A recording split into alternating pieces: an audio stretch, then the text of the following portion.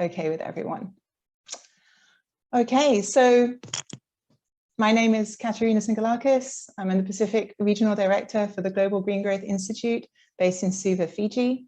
I'll be guiding the session today and taking us through our welcome remarks, presentations, and our panel discussion. I'm very grateful for all our speakers today and panelists, and welcome to everybody who's joining us online. As many of you will be aware, the Global Green Growth Institute is a treaty-based international intergovernmental organization dedicated to supporting and promoting strong, inclusive, and sustainable economic growth in developing countries and emerging economies, with its headquarters in Korea, in Seoul, Korea. With 44 members worldwide, our member countries in the Pacific are Australia, Fiji, Kiribati, Papua New Guinea, Tonga, and Vanuatu. Through regional programs, GGI also engages with partner countries, including the Marshall Islands, Nauru, Samoa, and the Solomon Islands, and Tuvalu, and also on knowledge sharing activities with many other partners and governments. With offices in Fiji, Kiribati, PNG, Tonga, and Vanuatu, GGI supports locally led development planning, green finance mobilization, and implementation by working through an embedded structure within government and with a broad range of public and private stakeholders to support organizational and technical capacity strengthening from within. So again, thank you everyone for joining us today. On this session on small islands, big agenda, the Pacific Island countries' climate leadership and access to finance. We're very pleased to co-host this session with our partners, the Climate Finance Access Network and Rocky Mountain Institute, with the support of Global Affairs Canada of the Government of Canada. Just a few housekeeping before we start. If you could please turn off your mic when you're not presenting, and also your video. If you'd like to raise a question or provide comments during any of the Q&A sessions, please put your questions in the Q&A board that you can see at the bottom of the screen. And there, the panelists and hosts will be able to see your questions and respond to them. And we may also call on you and give you access to ask your question online if there's time. And if there's any other issue, please do feel free to use the chat room to raise the issue with the hosts, and also ask any other, have a discussion conversation through the chat board. So we are really looking forward to some great presentations from the front line of climate finance in access in the Pacific from 3 wonderful speakers in Samoa, Fiji, and PNG. And there will be plenty of opportunity for questions from you, the participants. So now, without further delay, I would like to proceed to the welcome remarks. We have 2 welcome remarks today, and the first is a recorded message from His Excellency Ban Ki-moon, President of the Global Green Growth Institute Assembly and Chair of the Council. So I would please ask our colleagues at head office to turn on the video. Thank you.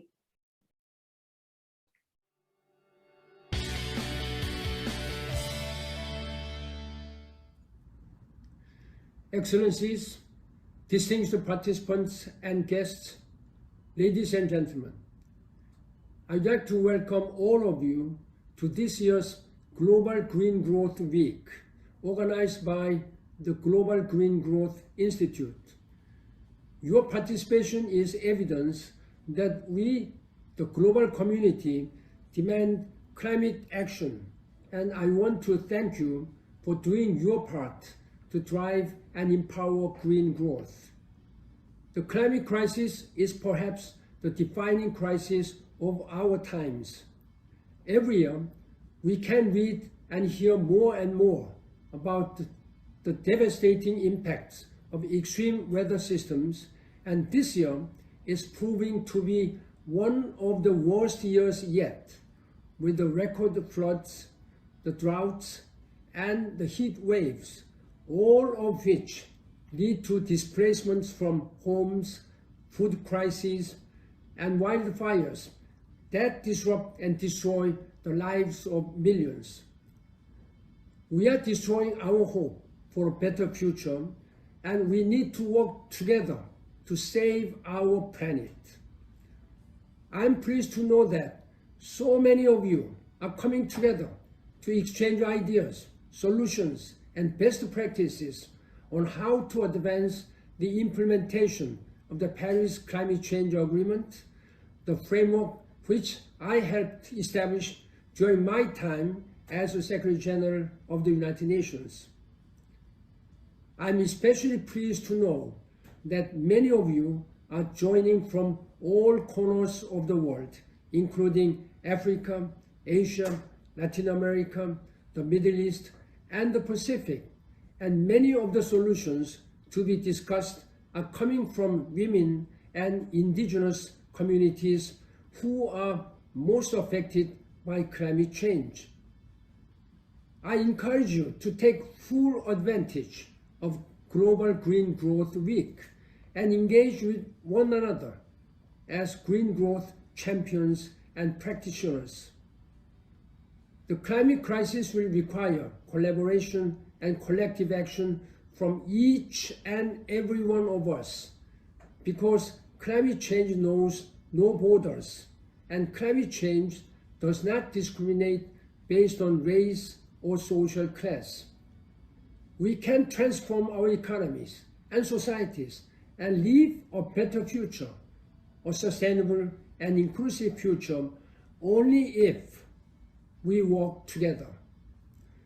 The challenges will be difficult and there are no shortcuts, but if we work together urgently, I think we can do it. As I have said before, there is no plan B because there is no planet B either.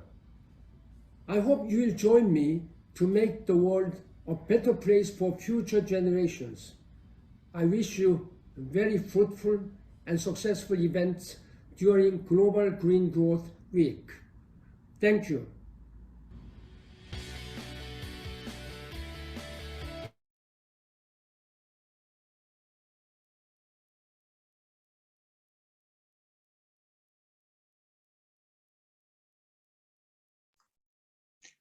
Thank you. Thank you very much to Mr. Ban Ki-moon for those thoughtful and inspiring remarks. Indeed, we all need to be green growth and climate change champions and work together.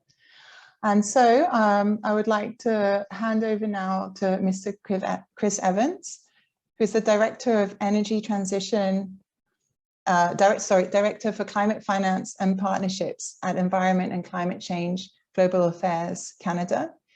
He's responsible for aligning and strengthening Canada's international efforts on climate, energy, and finance in the global transition to clean energy and in meeting the climate change goals of the Paris Agreement. Chris, over to you. Thanks very much, Katerina. I appreciate that. It's great to be here. And I think you said it, Katerina, one of the first, if not maybe the first session of Global Green Growth Week. So it's great to be here. Would like to thank His Excellency and our hosts at GGGI for having me here today. And I'd like to wish everybody a productive and inspiring week at the conference. It looks like a great program.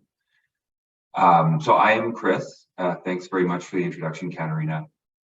In my role at Environment and Climate Change Canada, at the Government of Canada, I help guide decision-making and delivery of Canada's 5.3 billion Canadian dollars in climate finance, as well as strategic partnerships on alignment of finance with Paris Agreement goals, as well as energy transition. But I'm here today and all of us are here today to discuss the critical issue of access to climate finance with a focus on Pacific Island country leadership. And Canada, we recognize that equitable, seamless access is essential to giving full effect to climate finance. Without access, the goals of climate finance are, frankly, remain unfulfilled. And we also recognize that there are numerous challenges here. This is a multi-dimensional issue, and there are barriers at various stages. But chief among them are the complex and resource-intensive procedures of obtaining the funding. And what that means is that too many impacted countries are unable to receive the support that they urgently need. And that is support that's committed. That's support that's been pledged, but it is inaccessible and it does not reach those who need it most. So we see this as a critical issue. We're supporting a number of initiatives focused on improving access for climate finance, including the Climate Finance Access Network, or CFAN, which we've heard about already and we'll be hearing more about today. We're very proud to have worked with the Rocky Mountain Institute to develop this initiative. And since its creation in 2020, CFAN, we think, has made great strides to build capacity, support climate vulnerable nations in the Pacific to access finance solutions. Through the network of climate finance advisors in CFAN, over $50 million worth of country-led project concepts have been submitted. And I'm really looking forward to hearing more about GGGI's work with CFAN in the session today. One of the other ways that Canada is working to promote better access to climate finance is through our position at multilateral development banks, as well as through dedicated mechanisms of the Green Climate Fund and the Global Environment Facility. So as a shareholder to MDBs, we join with like-minded countries to advocate for change in how developing countries access MDB climate finance. And at the Green Climate Fund, Canada welcomes the simplified approval process that will significantly reduce the time and effort that's required to go from project conception to implementation for small-scale projects.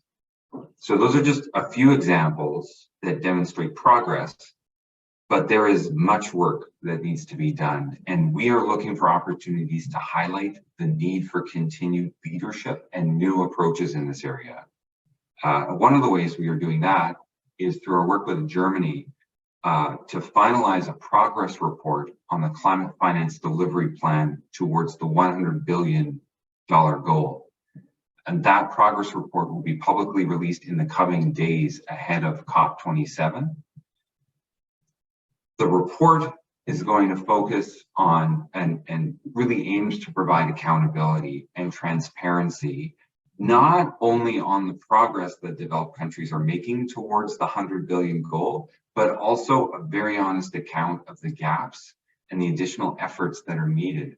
And one of those priority areas that the report will focus on explicitly is climate access. We remain steadfast in our commitment to ensuring developing nations have both the capital and the capacity to address climate change. And we will be bringing those messages to COP27 next month in Sharm el-Sheikh, including through two events that I'll just briefly highlight here. One is an event at the Canadian Pavilion entitled Access is Equity, in partnership with Rocky Mountain Institute. And that event will feature two of CFAN's advisors from Samoa and Tonga. And Canada will also be participating in the launch of a report produced by CFAN, commissioned by the United Nations on the challenges and opportunities in accessing climate finance for SIDS. So those are some of the ways in which we are approaching and working on this critical issue. But I'm really interested here today. I'm really looking forward to hearing from the others in the session about what they've been working on. Both approaches that are working well for Pacific Island countries, but also the challenges that still need to be addressed, because those are places where Canada and other developed nations and others can advocate and drive greater change. So thanks very much. Wonderful to be here today. Look forward to the discussion.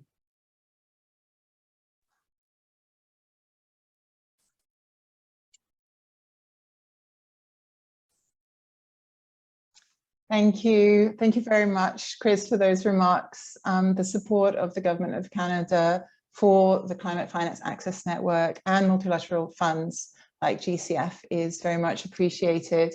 And also the broader support that you've outlined, which is so important as we all try to improve access to climate finance for the Pacific, especially in the area of adaptation. So we will hear a bit more about CFAN and what it's doing in the Pacific in the next in the presentations that are coming up. Thank you very much. So now, without further delay, I'd like to open for the first presentation of the day, which will be from Ms. Toyota Uili, the Assistant Chief Executive Officer, Renewable Energy Division of the Ministry for Natural Resources and Environment in Samoa. Toyota, are you able to turn on your speaker, please, and your video?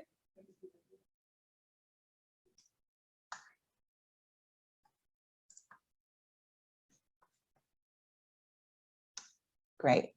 So now we can see the presentation.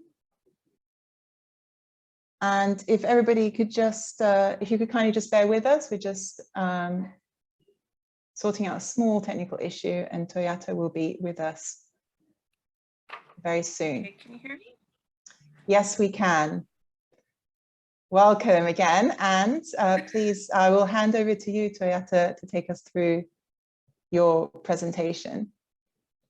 Oh, the presentation has just disappeared again. Can we get that back up on the screen, please?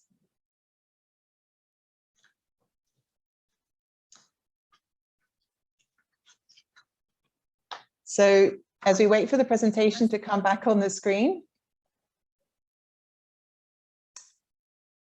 can I ask us to put the presentation back up on the screen?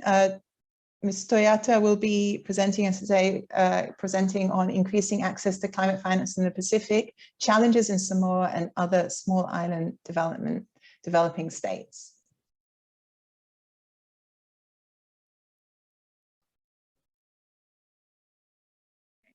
Thank you, Katerina. Can you all hear me?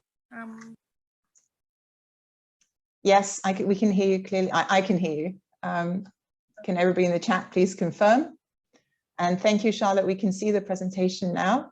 And Toyota, I believe if you just say next slide, Charlotte will move the slides, our team will move the slides forward for you.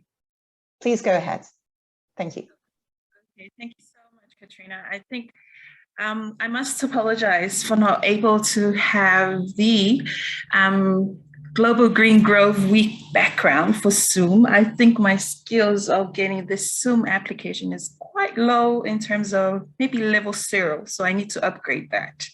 Anyways, but in terms of what I'm supposed to talk about, so it's basically on the topic of the challenges that Samoa and the other small island developing states are facing. So my name is Toyota Abeluwili. I am currently the Assistant Chief Executive Officer for the Renewable Energy Division of the Ministry of Natural Resources and Environment. I also would like to apologize that my Madam CEO was supposed to speak on behalf of our team, but unfortunately she's tied up with some other engagement. So do bear with me. I'm very, fast and short, and I'll keep it short just to make sure that there's interesting discussions after. Next slide, please.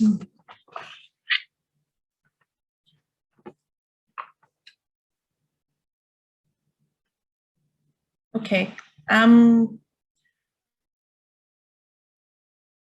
Charlotte, can you move to the next slide, please?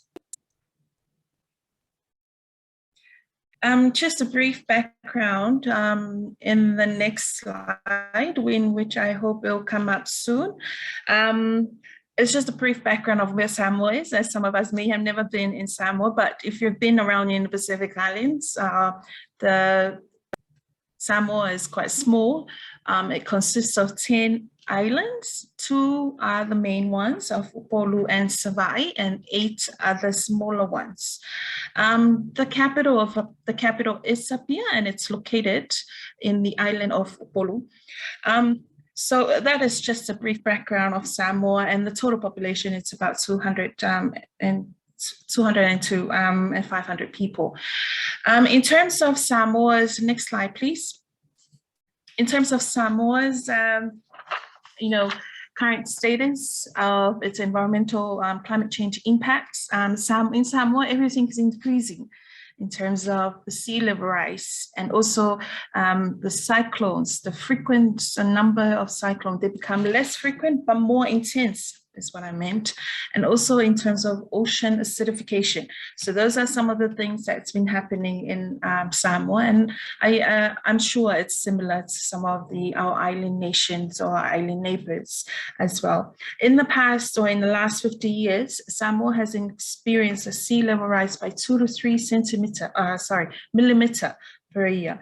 And since the installation of our sea level monitoring cage, tide cage in Apia in 1993, sea levels has been risen about 4 millimeters per year at a faster rate that is compared to the global average of 3 to 3.5 millimeter per year. Carbon pollution is one of the things that we're currently experiencing, and this is through the import of the carbon dioxide in the atmosphere, which increases the ocean acidification, and process continues across Samoa, endangering our coral lives, our coral, and also our marine ecosystems. And this has also impacted crucially for Samoa's tourism sector and also our agriculture sector and so forth. So it's a cross-sectoral issue that we've been facing. The picture there, it was taken one day after the cyclone event that happened in 2012. And it was quite a devastating event as well for Samoa. And that shows how vulnerable Samoa is in terms of its location as well as towards climate change. Next slide, please.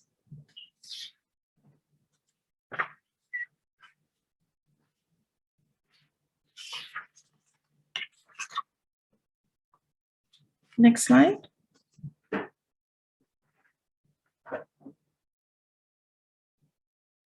In terms of Samoa's vulnerability to climate change, and I think in the next slide, please, Charlotte, if you can put up the next slide, where we portrayed a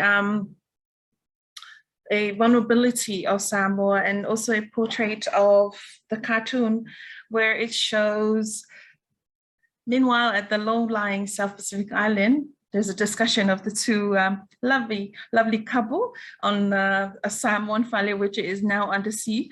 Here in Paris, over 200 countries have signed a 31-page document agreeing to reduce greenhouse gas emission gases by 2050. And the man was replied, I'd like to read if that comes in waterproof edition.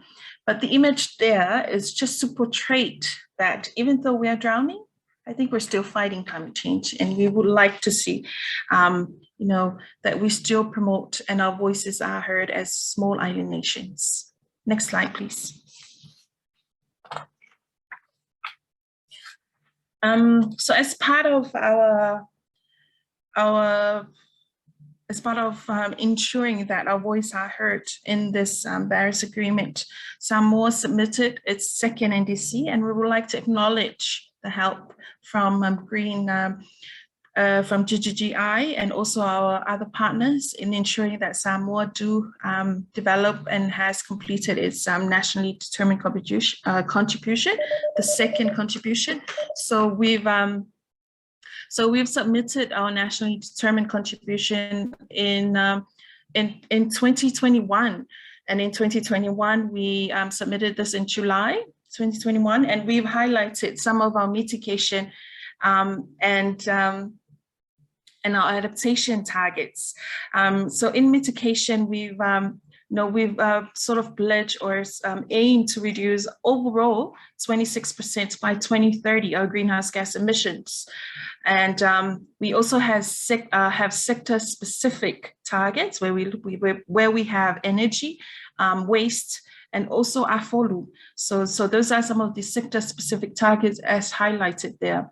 The second NDC is we also have our adaptation targets, and where we hope to broaden the scope of our NDC, because in Samoa's first NDC, we only targeted electricity subsector or the power sector, in where we hope to achieve by 2025, our renewable energy, our electricity is generated from 100% generated from renewable energy sources. So in our second NDC, we sort of like broaden the scope of our sector's involvement.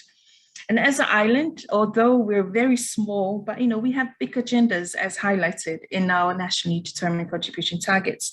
So what we do hope for is that we continue to work towards this. It's ambitious, but we do note that there is a possibility for our small island nations to achieve these targets. Next slide, please.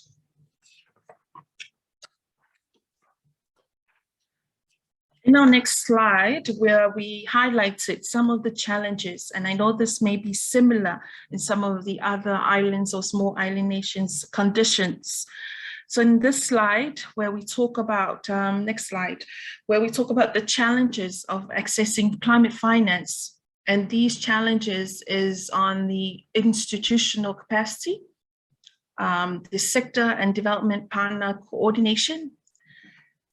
Data availability is another challenge that we also face here in Samoa in terms of ensuring that the available data is available upon requests, and that will help us guide when we start developing concept notes and project proposals so that we can be able to access funds. So those are some of the challenges that we face. We also face some challenges in terms of less funding opportunities due to the population size. We understand that there are some donors that always prefer countries with larger populations, and so that the total impact of a project is bigger compared to our small island nations. We've also had the challenge of limited private sector involvement, and I can speak on behalf of the energy sector, where we have this, this challenge of private sector involvement. I guess this is because it depends on national circumstances, but in Samoa, in terms of energy sector, there's very limited private sector involvement. And with our targets being set to renewable energy, I think it's very important that we do bring in this private sector involvement into our renewable energy developments. We've also had the challenge of multilateral funders, where we have the climate finance access of 5 years, for example, 5 years for GCF and 9 years to fully see the impact. And I understand that our previous speaker has talked about this, on how we can be able, not only now there's finance, but then the ability to access this finance is important. Not just having it there, but then for us to be able to access it is very important. We also have another impact, another challenge, where we looked at climate change related impact, such as cyclones. When we talk about this challenge, is that we do not, maybe we can protect the time that when a cyclone hits, but it can come within weeks. But when we talk about that access to climate finance, it takes years to have that resource available to us. A cyclone could hit tomorrow or the next day, and we can never be able to, by the time the finance reaches us, we've already been devastated by the cyclone impact or other climate change related impacts. Next slide, please. And this will be my last slide. It talks about on the possible solutions. I know we've already had discussions on possible solutions, and I've seen there's been a lot of discussions lately as well in terms of the opportunities available for Pacific Island countries, and also not just to achieve, but to come out of these discussions is having a simplified process for us to be able, what I mean by us is us Pacific Island countries, to be able to access these funds in a very simplified way. Also having an in-country accredited entities approval. At least one is one of the other possible solutions that we recommend. And also looking at better coordination in terms of internal government institutions and bilateral partners. What we do have, and I do have an example here from Samoa, is having not only having an implementing arm that looks at finance, but we also need that technical support. So here in Samoa, we have the Ministry of Finance who looks after most of our financial resources or climate finance resources. But we also have the Ministry of Natural Resources, which has the technical arm for that. And those needs to marry in terms of be able to have that relationship and build on that in order to have our bilateral partners come in and be able to work together. We also wanted to possible solutions of maximizing our private sector environments, as I mentioned before, and building trust and relationships in engaging stakeholders when we do try and get this involvement in climate finance. And the last one is on critical maximizing of GCF and other multilateral funders and using that readiness program in place, so to help Pacific Island countries or small island nations be able to access funds, climate finance to support our climate change fight. And that's it from my end. Thank you very much. Over to you, Katerina. Thank you so much, Toyota. It's great to hear about how Samoa has broadened its NDC to more sectors with quantitative goals for adaptation. And also the important message you gave us about building partnerships within government, but also between partners to get better results. We have a question in the chat. I'll take this one question. I think we just have a little bit of time. And one question was what percentage of renewable energy electricity is currently being generated in Samoa? Would you be able to tell us that? Yes, thank you, Katerina, and also thank you for the questions. At the meantime, we're looking at 50% at the meantime, but we're hoping to move towards that. So that's our journey so far. So we have reached 50% of our RE target. We've sort of open up the market soon. We'll soon open up the market to more IPPs. So hopefully we'll be able to achieve our target within the time frame of having a renewable energy generation from 100% RE sources. Thank you. Thank you very much, Toyota. And thank you for the questions in the chat. I will come back to those questions at the end of all the presentations where I need to get on to the next presentation because we're running a bit over time. But thank you so much, Toyota, and we'll come back to you for the panel discussion later. Now I'd like to move on to our next presentation from Mr. Fosavan Latmani, who's the Climate Finance Advisor for Papua New Guinea for the Climate Finance Access Network and GGI. And he will be speaking today to us about gaps in finance and GGI's engagement through CFAN to support Pacific Island countries to access adaptation finance. So, Mr. Latmani, I hope you're online and ready. And yes, here's your presentation. We can see it. I will hand over to you. Thank you. Well, thank you, Katerina. I hope you can hear me and see me okay? Yes. All right, so thanks a lot for having me today. I'm really glad to be here, representing our CFAN advisor that are now in different countries in the Pacific. So my presentations, as Katerina mentions, I'm going to take you through what sort of gaps and challenges that we face as well in terms of our support to the government to increase access to climate finance. So the term CFAN, you're going to be hearing a lot of this term, which stands for the Climate Finance Access Network.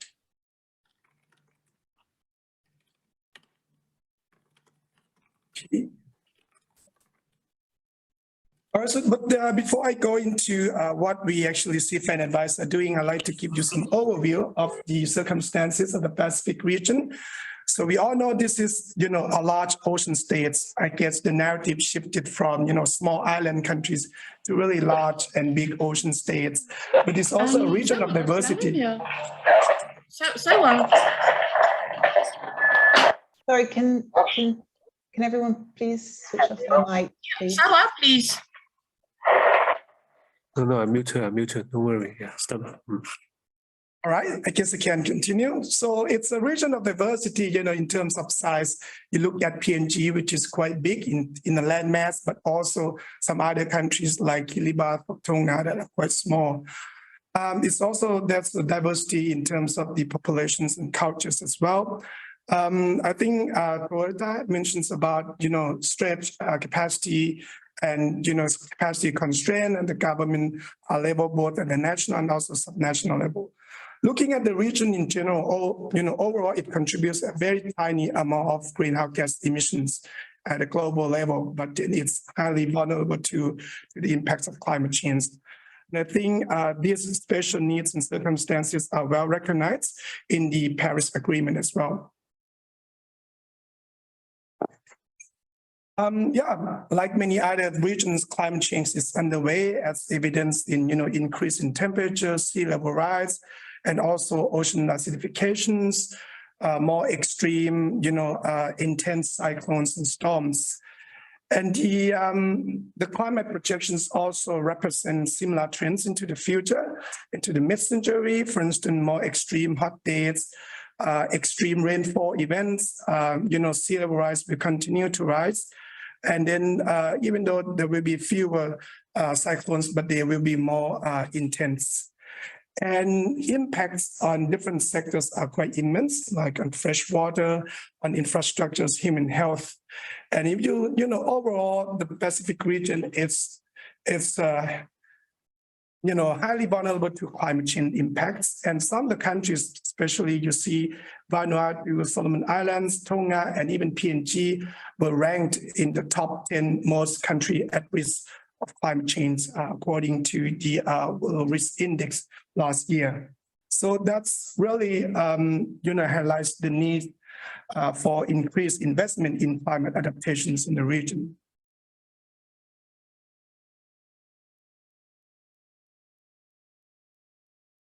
So I mentioned about financing needs and gaps. As I mentioned, we really need a lot of investment in improving resilience and adapting to climate change. And then there has been a report, highlighting that there has been a large climate finance gap. On average, the countries need to spend more, about 6.5 to 9% of the GDP, or almost 1 billion for a year, for these regions to address climate change impacts. And some countries, for instance, Kiribati, Tuvalu, and Vanuatu, we need to spend more than 10% of the GDP additionally to address climate change. On the other hand, the access to climate finance, especially international climate finance sources, it's still limited and slow. Between the 5-year period from 2014 to 2019, about 3.2 billion was committed for climate change projects in the Pacific regions, and of which 44% focused on adaptations, and about 27% had cross-cutting focus. So it's still far less than what the need is in the Pacific in terms of adapting to climate change. And just looking at the climate finance landscapes, we have bilateral donors like Australia, New Zealand, Japan, and USA, and others, and also multilateral funds like the GCF Adaptation Fund, GEF, and some others. And if you look at the right-hand side graph, you see where the climate funds flows to the countries. And PNG is, I guess, the largest recipient of climate funds over the same period. Given the needs and the challenges that we face, so what GGI is doing something or anything about this. So at the Pacific regional level, GGI has developed our regional strategy until 2027, and adaptation has been identified and prioritized as an emerging opportunity for GGI to engage in, given the needs and special circumstances, but also building on our expertise in terms of mobilizing finance to support climate resilience in key sectors, for instance, in land ecosystem or coastal and marine ecosystem, food, agriculture through climate smart agriculture, but also in some other sectors as well. So with this priority, I think CFAN advisors that are scattered in different countries in the Pacific have a key role to play to support the delivery of the strategy. Just an overview of CFAN. I know that I believe that some of you know about CFAN or have heard of CFAN or been involved in CFAN. So actually CFAN is a network of international and regional organizations with funding support from Canadian government. We have IMI, who's also present here in these sessions as our network coordinator. In the Pacific, we have about 6 advisors at the moment, covering 8 or 9 countries. And then we also have a regional technical lead, which is based in Fiji as well. So our key role is to support countries to navigate through these complex climate finance sources and processes, identify and prioritize projects that are aligned with the country climate action plans, develop them into concept note and funding proposal, provide capacity building and knowledge transfer to our local government stakeholders, as well as building a relationship with our partners. So that's a little bit for the introductions, but now what sort of success stories so far?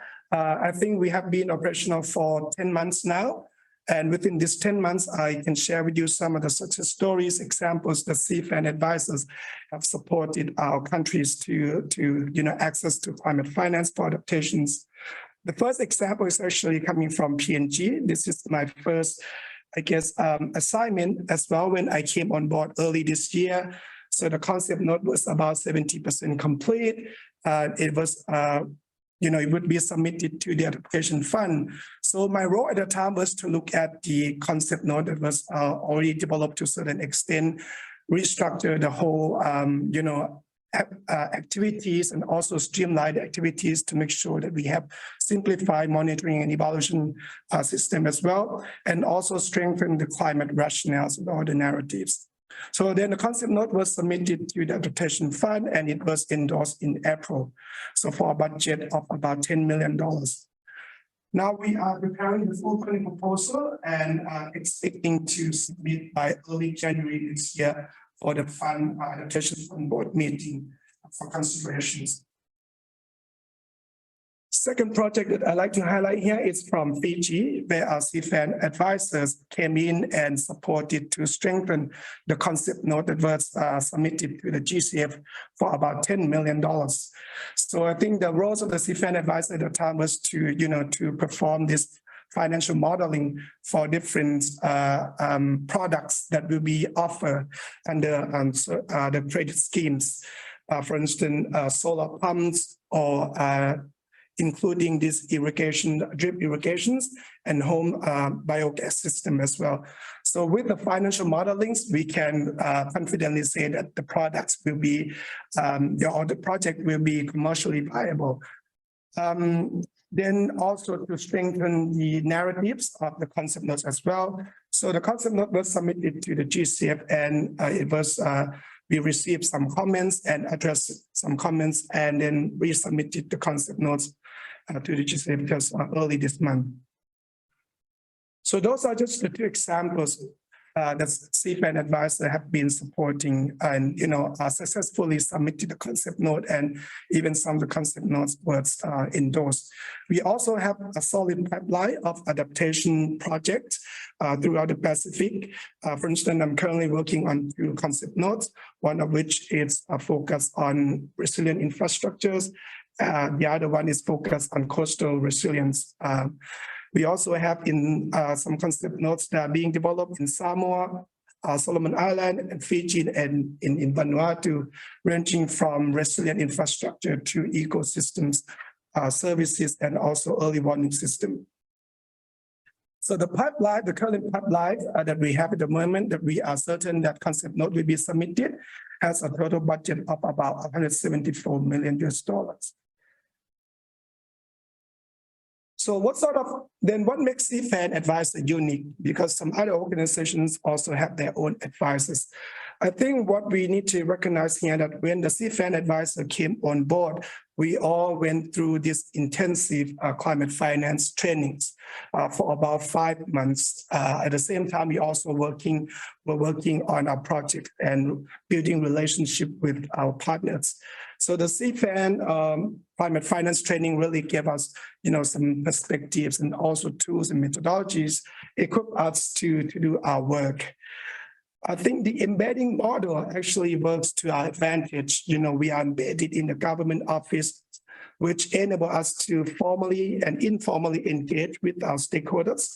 We have access to technical capacity of the government and resources. We engage over coffees or lunch, or just when we bumped into each other in the toilets and talk about the different projects, ideas. So that's really bringing us closer to our government stakeholders. We also have support from the CFAN network in terms of technical capacity, technical support from the network, as well as some resources to get us started with our project. For instance, resources to do some pre-feasibility study or to do some site visits as part of our project development. I think for CFAN, not just only big projects that we're looking at, but also small projects as well. For instance, in Fiji, our CFAN advisor actually supported local community to secure funding for about $100,000 to support their ecosystem, ecotourism, and also protecting the ecosystem as well. Yep, so of course, along the way, we faced with some challenges, which I think our presenter from Samoa has highlighted in terms of accessing to climate finance. For instance, lack of the direct access entity within the Pacific regions. I think except Fiji, which has a Fiji Development Bank, which is accredited to the GCF, all the countries don't really have any direct access entity within the countries. Data. So even though sometimes data is available, but then it's not being made publicly available. So that's the problems with data gaps and information gaps. Limited capacity and expertise and resources in the public sectors to actually, develop new concept node, but also some absorption capacity. For instance, there's already some projects with a lot of funding, but then the absorption, the capacity to actually deliver the project is still limited. So there's always a question whether we want to focus on delivering the projects that have been already approved, funding is there, or building more new projects. But we have to also understand that building new projects is going to take a while. It's going to take a year or even more than a year for big projects. So that's what we need to balance out. Some limited technical assistance as well for funding support in terms of developing, full funding proposals, especially for large scale projects. Some of the lessons learned that we, through our engagement with partners and also international organizations, that we need to engage with accredited entity early on to allow them enough time to go through their own process as well, making sure that we understand the fund's requirements. For instance, adaptation fund concept note, maybe about 50 pages for the concept note, that's the length. But for GCF, it's about 12 pages and the different labels of details as well. We need to have good representation of the stakeholders in the project development, make sure that we have good records of all the stakeholder consultations. We want to secure political commitments in the project ideas. We need to be aligned with the national agendas, for instance, NAP or NDC and long-term low-emission development strategy. We need to diversify more funding sources. For instance, our current pipeline for adaptation, we are looking very much to GCF as potential funders, but we need to also diversify to look at adaptation fund or CHIP or some other kind of finance that are available out there.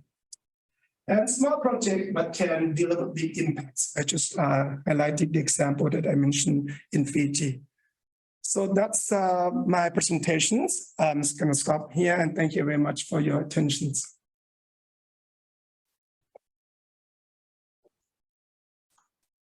Thank you very much for your presentation. Mr. Latmani, and it was great to learn more about the Climate Finance Access Network and also concrete examples of the projects that the advisors have been working on. And there's some more examples that have been put into the chat about a project in Fiji. So please do feel free, attendees, to put your examples of projects into the chat. Just due to time, I'm afraid I think we're going to have to carry straight on. But please do check out the Q&A where there are written questions and answers where you can get more information. And I'm sure Mr. Latmani will answer your questions there as well in writing. So now I'd like to move on to our next presenter, who's Mr. Vinil Narayan, who's the project manager for Build Back Blue and investing in coral reefs and the blue economy at the United Nations Development Programme here in Fiji and the Pacific. Vinil, thank you very much for joining us today, and over to you. Thank you, Katrina, and thank you, ladies and gentlemen, for this opportunity to be able to present today. Just if you can confirm if you can hear me well and can see my screen. Yes, can hear you. Awesome, great. My presentation today will focus very quickly and broadly on Fiji's blue economy and generally its journey to issue a blue bond, or Fiji's first ever blue bond. I am working with the UNDP as an advisor to the Fijian government on structuring the Fijian government's blue bond. So just letting you all know in that sense, and I'll be speaking to you from that perspective as well. Just to set the scene a little bit, Fiji's ocean space. So as mentioned by the previous speaker, the Pacific is considered as a consortium of large ocean states, and Fiji is no different. In fact, Fiji is the 26th largest ocean holder, or EEZ holder in the world, in fact, it's about 1.3 million square kilometers of EEZ. We are home to 3.52% of the world's global reef population. At the same time, 65,000 hectares of mangroves. And more importantly, even the relationship between Fijians and the ocean and the coastlines as well is pretty intrinsic, in the sense that over 70% of Fijians live within 5 kilometers of the coastline, and a quite greater number live amongst one of the 45 rivers in Fiji. This is also aligned to the fact that coastal communities are very much intertwined and interlinked with the way they manage their coastal resources, and in fact, Fiji is amongst the largest, one of the largest numbers of locally managed marine area networks in the Pacific, that totals up to 466. Just by way of broader development per se, for those of you who are not familiar with the region, in fact, it is regarded as having the most developed ports in the Pacific, significant hydrological potential for renewable energy, electricity, as well as a huge tourism sector. Inter-island linkages are substantial, and is broadly regarded as the hub of the Pacific.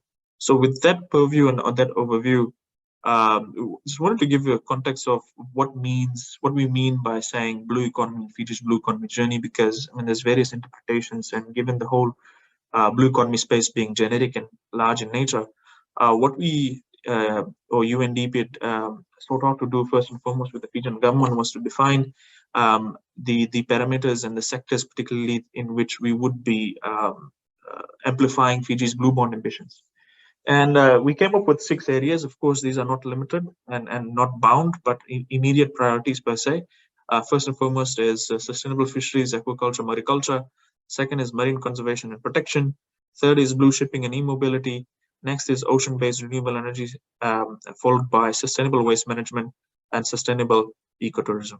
Now, these focus areas were not just picked out of the sky or some pie-in-the-sky ideas, but was very carefully refined from Fiji's regulatory space and policy environment.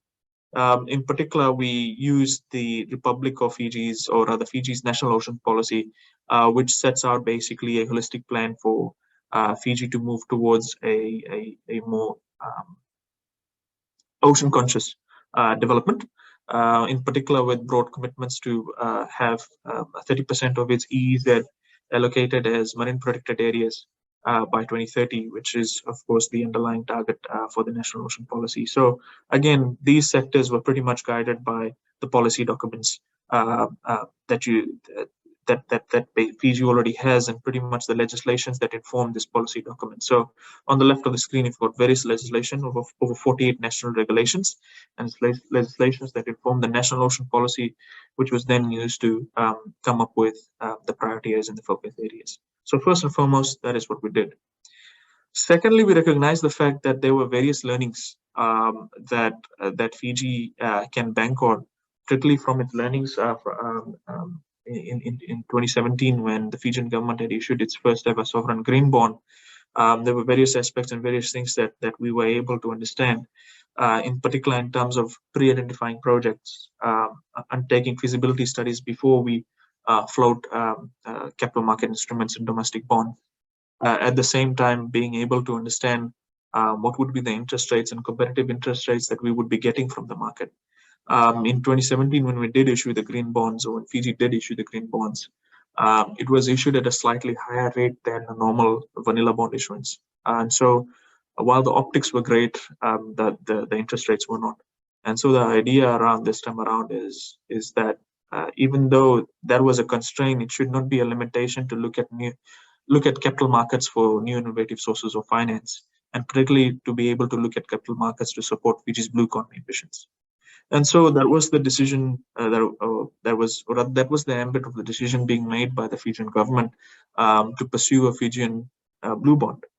And basically the whole intention was guided by the fact that we would be having, or the Fijian government would be having, advisory support services from at least a multilateral partner or an agency, and UNDP was selected for that.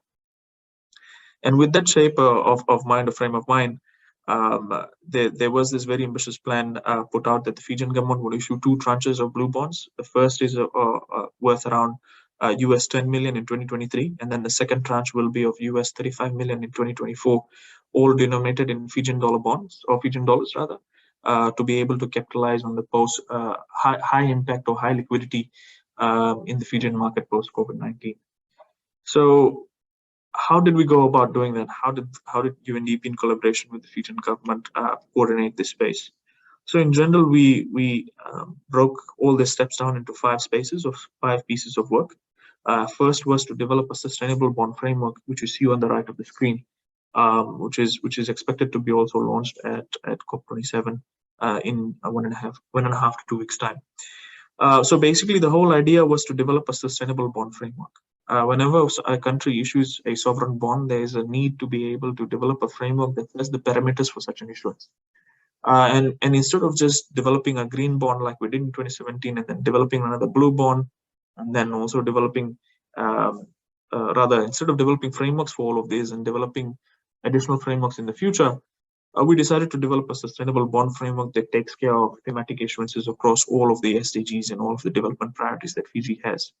And so what this is, or what it does, is that it creates the Pacific's first ever taxonomy on what constitutes as green, blue, and social projects. We hope to be able to, of course, replicate this in other Pacific countries as well. And I'll get to that in the later slides.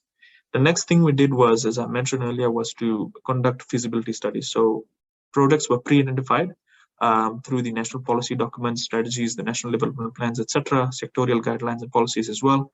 And the top 5 to top 10 priorities were selected, and feasibility studies for them were conducted. Once the feasibility studies are conducted, we are in step number 2 at the moment. So once feasibility studies are completed, they will inform or help inform the development of what we call a prospectus, or a bond prospectus. And the way it works is the prospectus is basically like a marketing document, basically a magazine of portfolio of options for investors to look at.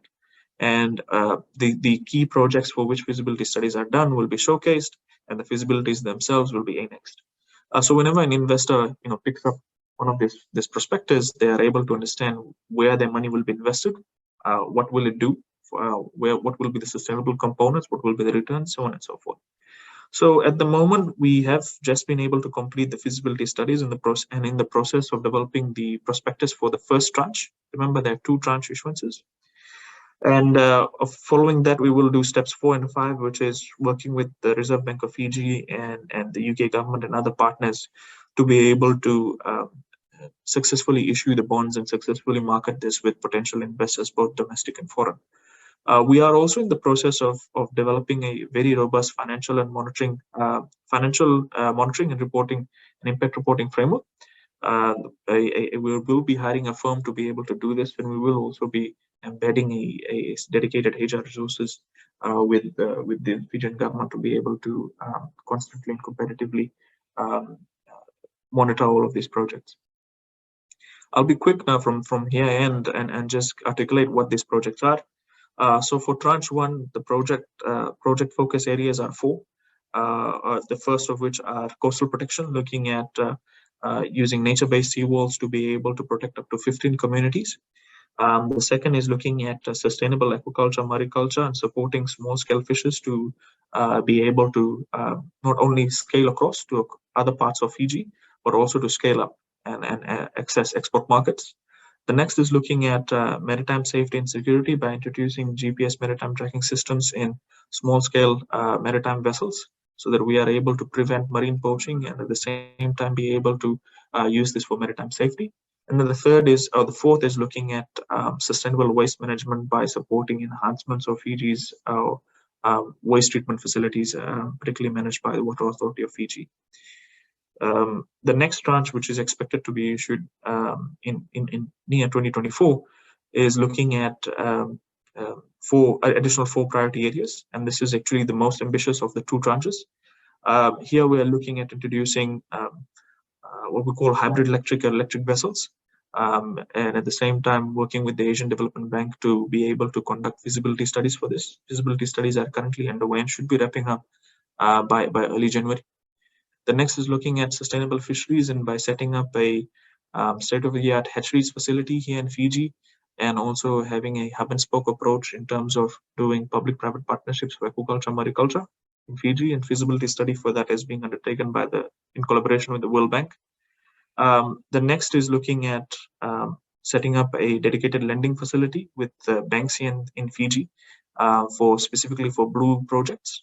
And then the fourth is looking at building or developing Fiji's first ever sanitary landfill in the Western Division of Fiji. At the moment, there is only one sanitary landfill in Fiji, and the idea and the intention is to be able to have a second one to take care of the largest tourism arrivals, or to take care of Fiji's second largest population segment, and also to take care of Fiji's massive tourism arrivals that is taken care of in the Western Division.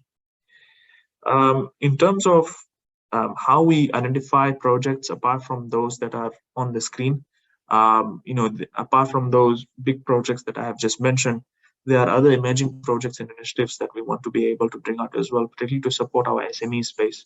And I know that the GGI is working on the Greenpreneurs work stream as well. And so this pretty much aligns to that in one shape or the other. And so in order to be able to bring out new and innovative projects apart from those that I've just mentioned, UNDP in collaboration with the Fijian government is also running what we call a Blue Accelerator grant scheme.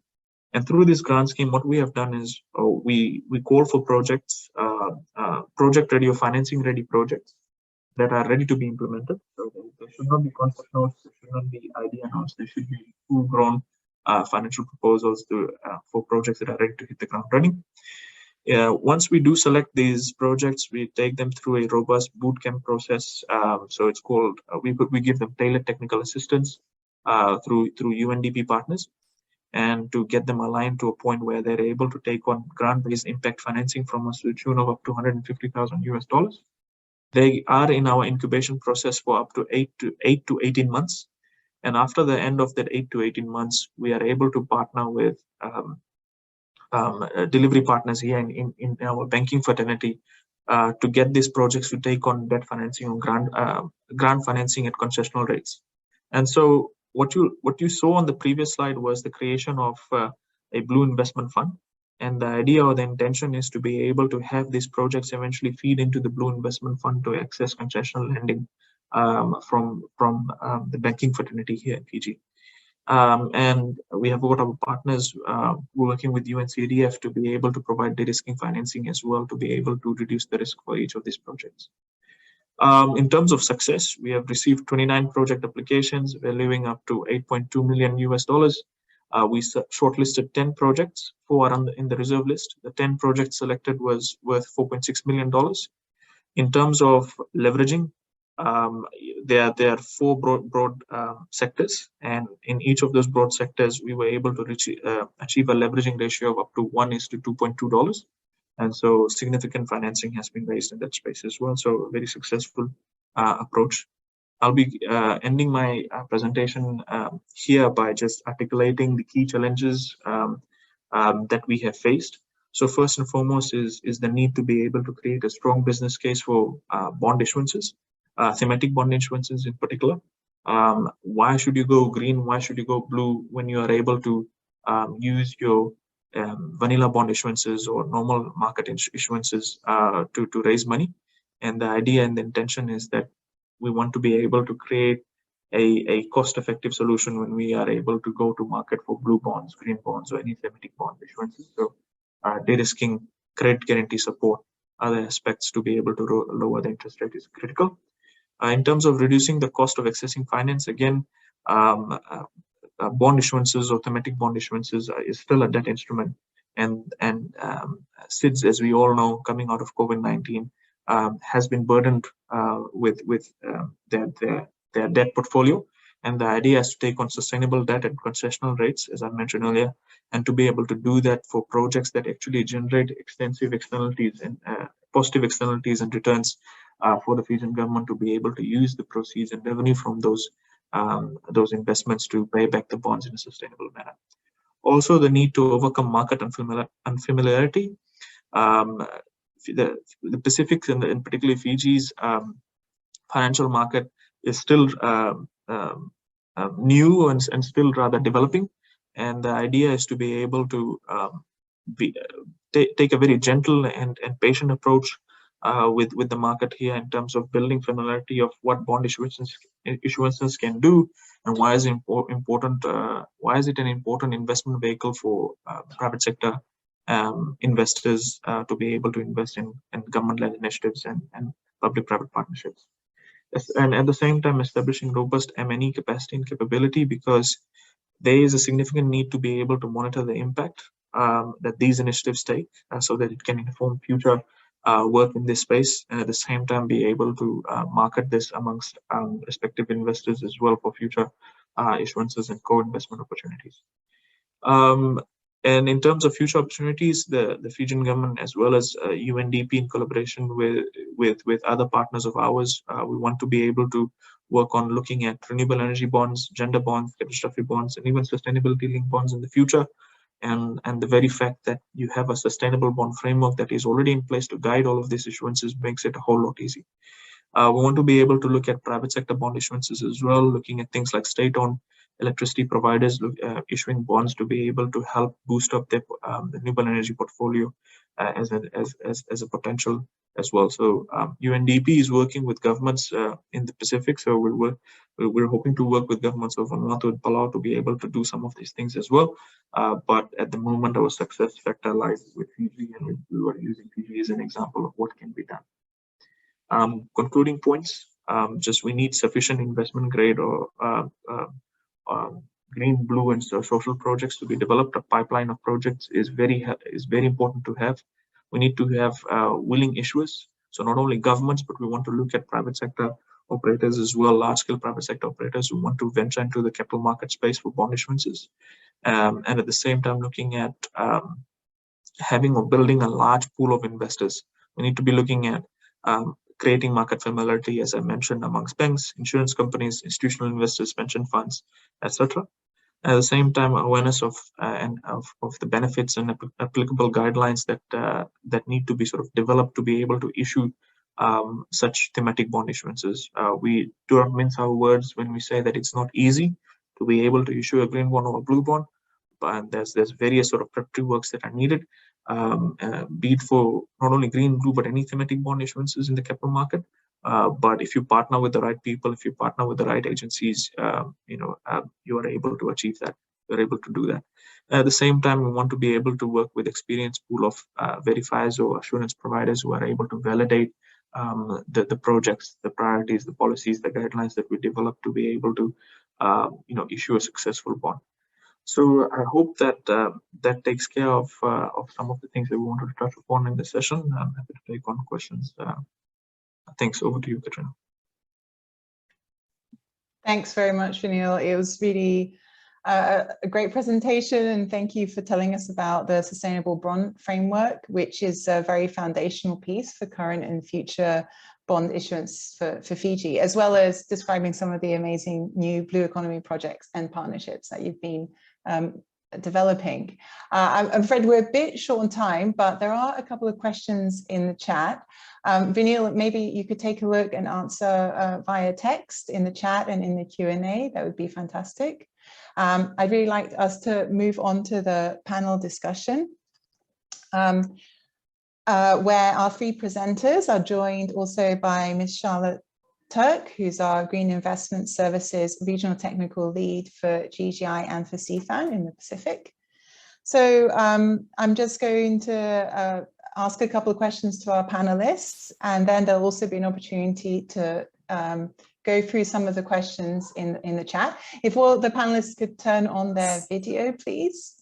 And I'm gonna, well, we've heard a lot about the gap in finance, and between 2014 and 2019, 3.3 billion US dollars was committed, or roughly 500 million per year, for the Pacific, with 29% for mitigation, 28% for multiple focus, and 44% of this for adaptation, recognizing the importance of adaptation for the region. However, clearly that's not enough. If we look at for Fiji alone, it's been estimated that about 250 million USD is needed per year for adaptation.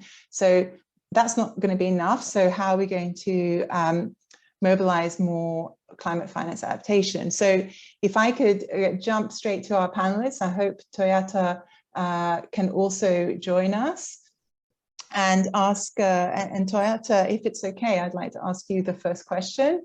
What would be your top 2 priorities for improving access to climate finance for adaptation in Samoa? I know you mentioned some solutions, but what do you think would be the top 2 priorities to make things easier for Samoa to access climate finance? If you could turn your video and speaker on, we'd be lovely to hear from you on that.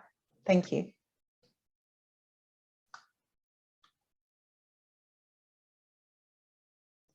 Toyota, could you turn your speaker on? We can't hear you, but we can see you. Okay, can you hear me? Okay. Perfect. Okay. Thank you, Katrina, and all our panelists who's joining, and also all the participants for this session.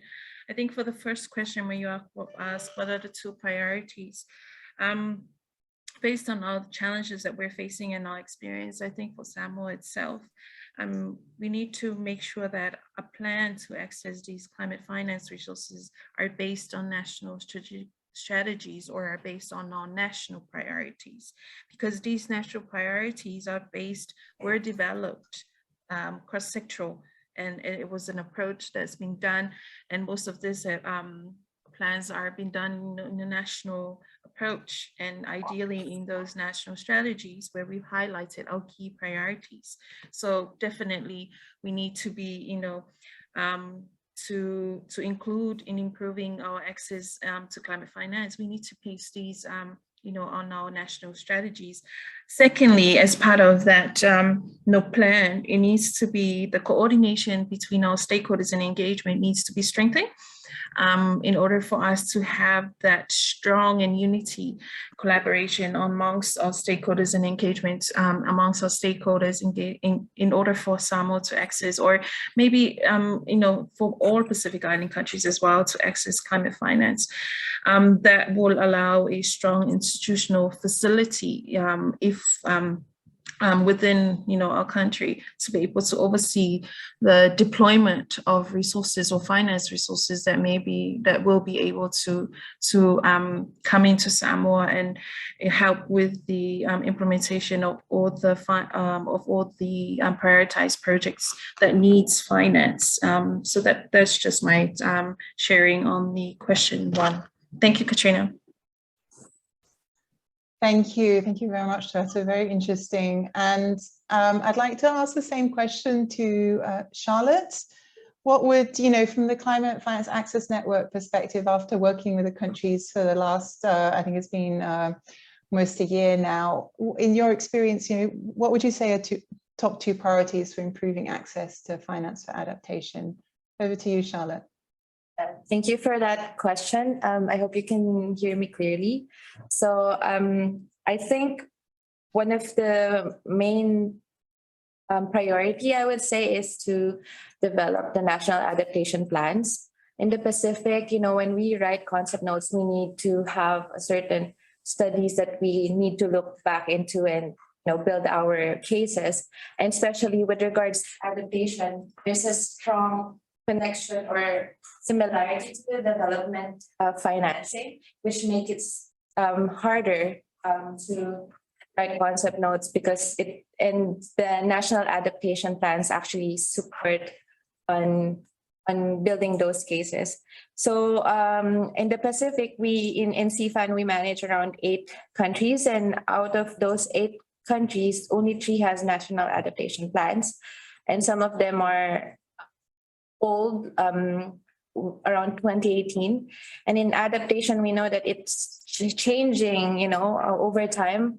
So what we need to adapt 5 years ago is different with what we need to adapt right now. So I think there's a need for updating some of the adaptation plans. So that's first. Second would be the access to data. So because there's lack of papers and researches on adaptation, mostly focuses on mitigation in the past years. So it's difficult to actually access data and build those cases and support the government on writing concept notes and getting access to finance to this institutions, financial climate financial institutions. So that's 2 things that I think is very relevant and we need to act soon. Thank you. Thank you very much, Charlotte. So now I've got another question for Vinil. And I think we saw this a bit in your presentation. We can't get all the finance that is needed cannot come purely from the public sector. So how do you see the private sector coming in to support climate change adaptation in the Pacific and climate finance for adaptation in the Pacific? Over to you, Vinil. Thanks, Katrina. My response will pretty much touch on the first question as well a little bit, in the sense that we want to be able to make adaptation finance, or rather adaptation financially sexy, for lack of a better term. And no one wants to be able to look, if you put an option or to an investor to invest in a solar farm or solar grid versus building a seawall, what they will choose. They will choose the solar farm because you have returns or the ROI, right? But the idea that we're playing with here, or rather we are trialing with here at UNDP, particularly throughout the blue bond space, is that we want to be able to take an integrated approach to adaptation, where, for example, if you are building a seawall, what you have in abundance is seawater that you're pushing back. What does aquaculture, mariculture need? Needs abundance of seawater as well. So the idea is to be able to have nature-based seawalls that capture some of those extra seawater that you have to be able to do aquaculture, mariculture. You build a financial component, and then all of a sudden you have an investment sort of ROI return possibility in your adaptation projects as well. So there's something we're trying out at the moment. But at the same time, the next point in terms of private sector is that you want to be able to create an investment vehicle for the private sector. So you won't have the private sector going out and looking for adaptation projects. You need to be able to incentivize them to go in and invest. And that's why things like bonds and thematic bonds, etc., are those types of vehicles where you package all your investments and then you create an investment vehicle where the investors just puts in their cash and they are able to get the returns that they need, but at the same time get the impact that they are looking for as well for their funds. So you've got various types of investors, financial investors, impact investors, etc. You need to be able to create a delivery vehicle for them, and I think that's what's lacking in the Pacific. So I'll keep it short, Katrina. Thanks. Thank you very much. And I'd like to ask the same question to Mr. Latmani.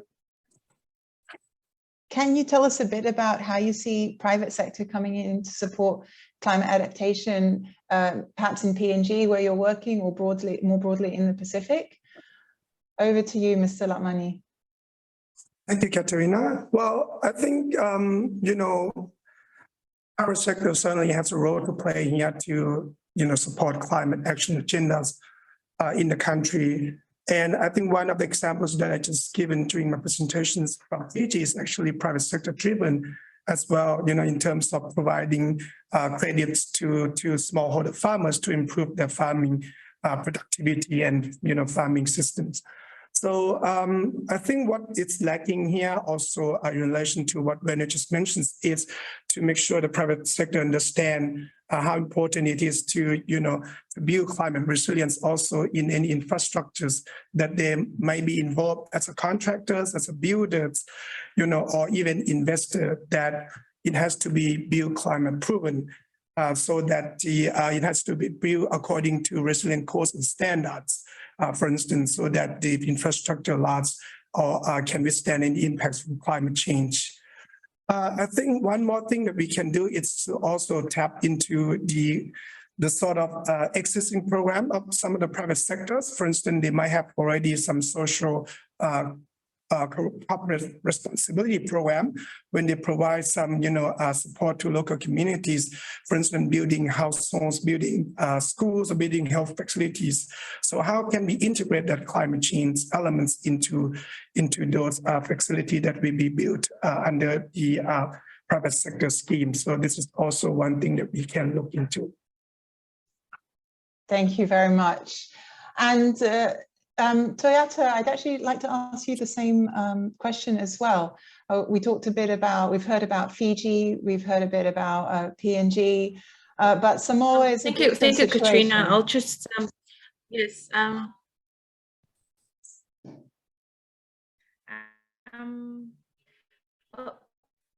I'll just answer on that question where we look at the private sector involvement as well. Like our colleague from Fiji has alluded to earlier, you know, not all the public sector can do all the, you know, the support in terms of financing. But what we would like to see and how we can bring in the private sector is the government to scale up the private sector investments by raising the awareness about climate change, the technical assistance. Like Charlotte has mentioned, you know, throughout time, you know, we've there's a change in those climate change impacts that we face, and we need to be updated with the information that is available to us.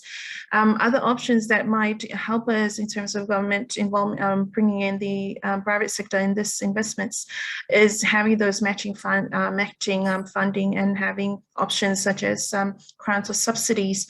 And the governments need to take that support using might be according to the maturity of the private sector and all the other private sectors or private firms or industry. But some of the examples, if we're using agriculture sector, and we see that the vulnerability of agriculture sector in investing in climate resilient products, maybe they've already done that, and maybe the agriculture sector has already found places where they can get water during the drought season.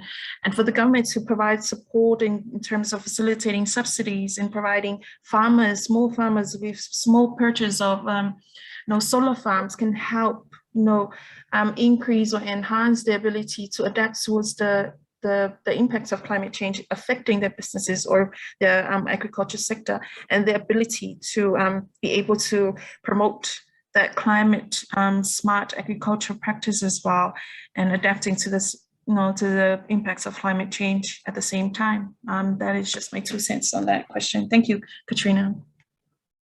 Thank you very much, Toyota.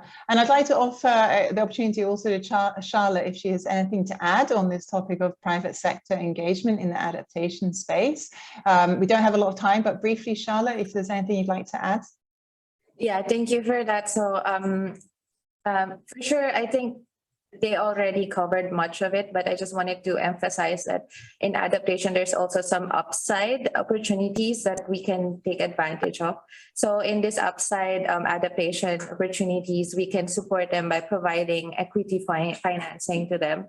The others, of course, would be supplementary for the negative effects of the adaptation we can support by government supplementing existing financing flows such as grants and concessional financing to financial institutions, so they can provide and the individuals can access this financing. So yeah, that's all. Very short explanation. Thank you. Thank you very much, Charlotte. So I'd like to open now to the participants, the attendees in the chat room. Are there any questions, or would you like to put up your hand for a question? We are a bit short time, but if there's any questions, I'd love to be able to give the opportunity. We have seen quite a lot of questions come through on the chat. Please do take a look. And I understand the Q&A button is now fixed and you can look in and see the questions and answers in the Q&A. I don't see any hands coming up. Oh, there's one. There's a hand up. I'm just trying to find it. If the hosts can help me find that question, that hand that is up. I'm having difficulty. Yes. Okay. Mahamadou, please go ahead with your question. Thank you, Katerina, and good morning. Okay, seems like I cannot.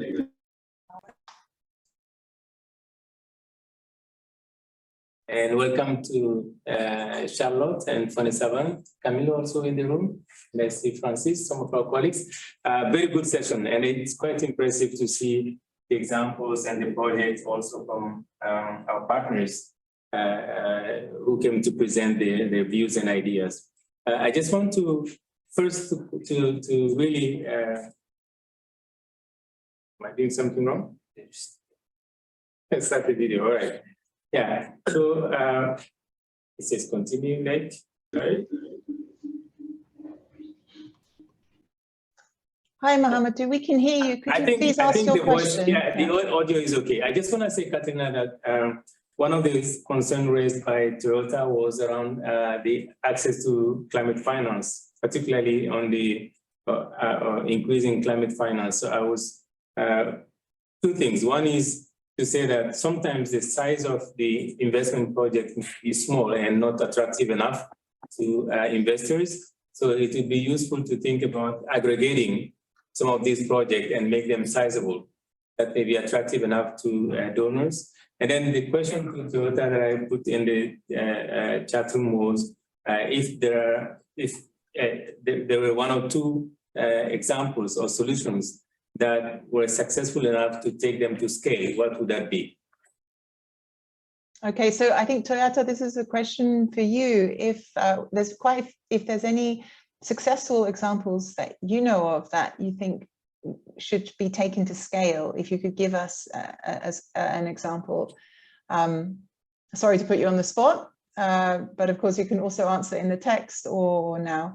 So are there any successful examples that we could try and take to scale that you know of for Samoa or in the Pacific that you'd like to highlight? Over to you, Toyota.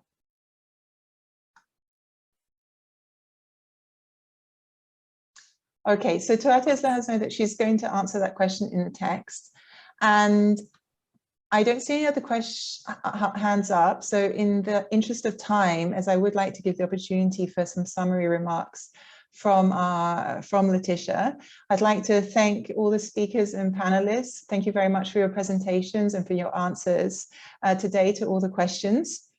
And I'd like to hand over for our final session, which is a few closing remarks from Ms. Letitia Demares, who is the director of the Climate Finance Access Network. So over to you, Letitia. Thank you. Thank you so much, Katarina, and I hope you can all hear me. Well, thank you very much to GGGI for graciously hosting this event and also for acting as a key implementing partner in the Climate Finance Access Network. Good to see familiar faces tonight, and very grateful for the hard work that is being done in the region. Also very grateful for the intervention from the panelists. A lot of takeaways, I believe, that I will for sure take to Egypt with me in the coming weeks. We are all here today to discuss how difficult it is to access climate finance, but I believe we also heard a lot of very interesting approaches and successes, and building on those successes, how we can further push that issue at the COP.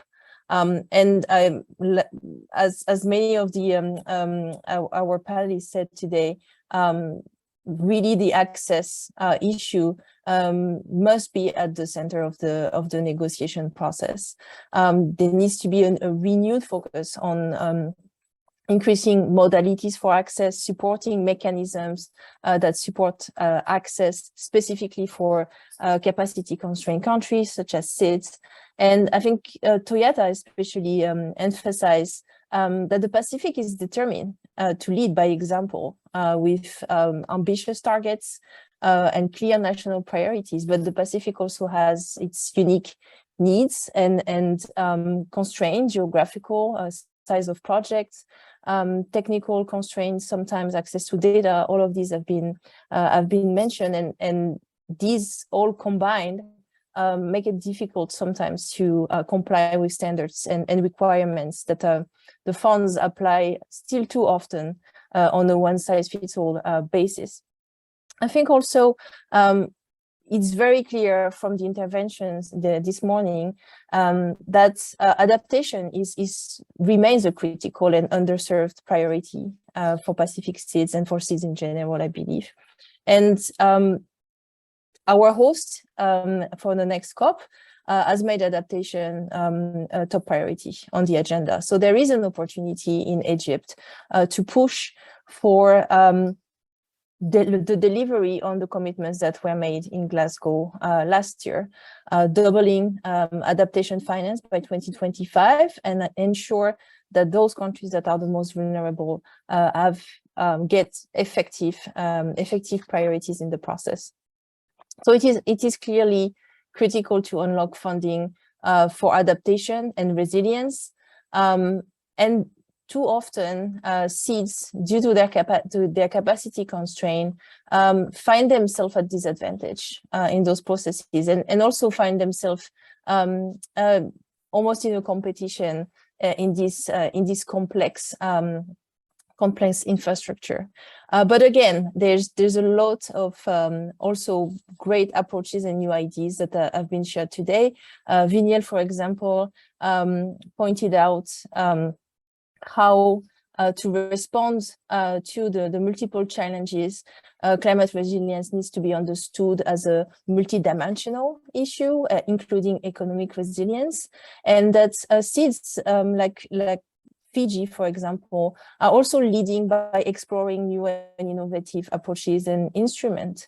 And that's, in a nutshell, what the UNDP Building Back Blue initiative is doing: piloting, testing, and really trailblazing for over islands. Also, what we saw in Fund 7 presentation is that in those Pacific countries where CFAN advisors are working, adaptation remains a central investment priority.